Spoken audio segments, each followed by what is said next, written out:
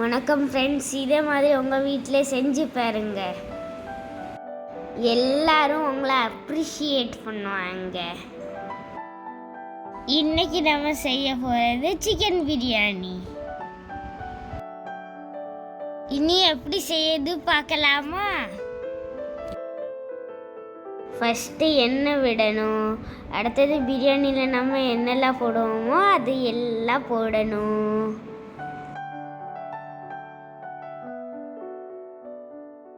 ரெண்டு பெரிய வெங்காயம் ஸ்லைஸ் பண்ணி போடணும். கூடவே 4 பச்சை மிளகா முழுசாக போடணும். கூடவே கோல்டன் கலர் வர வரைக்கும் வதக்கணும். அடுத்தது இஞ்சி பூண்டு பேஸ்ட்டை போடணும். அடுத்தது அதை நல்லா வதக்கணும்.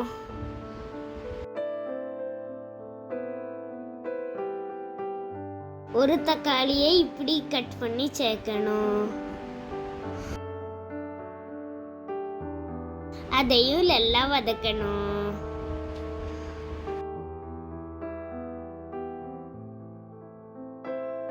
இப்போ தக்காளி வதங்கியாச்சு. புதினாவும் கொத்தமல்லியும் போடணும். அதையும் லைட்டாக வதக்கிட்டு மசாலா சேர்க்கணும். 1 ஸ்பூன் மல்லிப்பொடி சேர்க்கணும். அடுத்தது இன்னொன்று ஸ்பூன் மிளகா பொடி சேர்க்கணும். இந்த பிரியாணி மசாலா பொடி பண்ணி சேர்க்கணும். இதுதான் ஃப்ரெஷ் பிரியாணி மசாலா. இது போட்டால் தான் பிரியாணி நல்லா மணக்கும். 10 நிமிஷம் ஊற வச்ச சிக்கன் இது. தயிர், மஞ்சள் பொடி, அடுத்தது கரம் மசாலா போட்டிருக்கோம். தேவையான அளவே உப்பு போடணும்.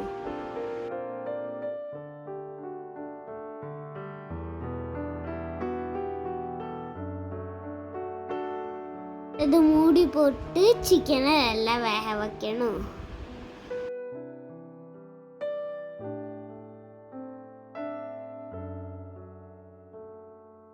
இப்போ சிக்கன் நல்லா வெந்தாச்சு. 3 கப் அரிசி அரை மணி நேரத்துக்கு ஊற வச்சிருந்தோம். இது 200 ml கப்பு. இப்போ அதே கப்புக்கு 5 கப்பு தண்ணி விடணும். கூடவே நிம்பு போடணும், அதுவும் பாதி வெட்டி.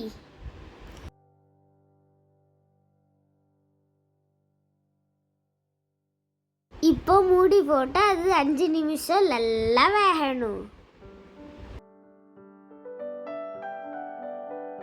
இந்த ஸ்டேஜில் உப்பு சரியா இருக்கான்னு பார்த்துட்டு உப்பு போடணும். 3 டீஸ்பூன் நெய் சேர்க்கணும். நெய் லாஸ்ட்டாக சேர்த்தாதான் நல்லா வாசனையாக இருக்கும்.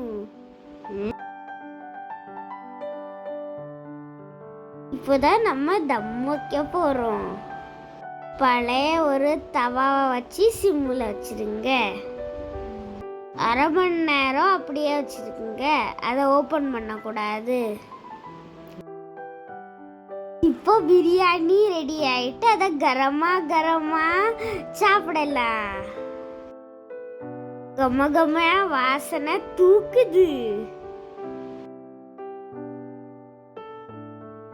நீங்களும் இதே மாதிரியே சிக்கன் பிரியாணி செஞ்சு பாருங்க. இந்த வீடியோ பிடிச்சிருந்தனா லைக் பண்ணுங்க, கமெண்ட் பண்ணுங்க, அடுத்தது சப்ஸ்கிரைப் பண்ணுங்க. கூடவே அதுக்கு மேலே ஒரு சிக்கன் லாலிபாப் வச்சானா இன்னும் அச்சாவா இருக்கும். அவ்வளோதான். இனி நெக்ஸ்ட் வீடியோவில் சந்திக்கலாம். பாய் பாய். பார்த்ததற்கு நன்றி.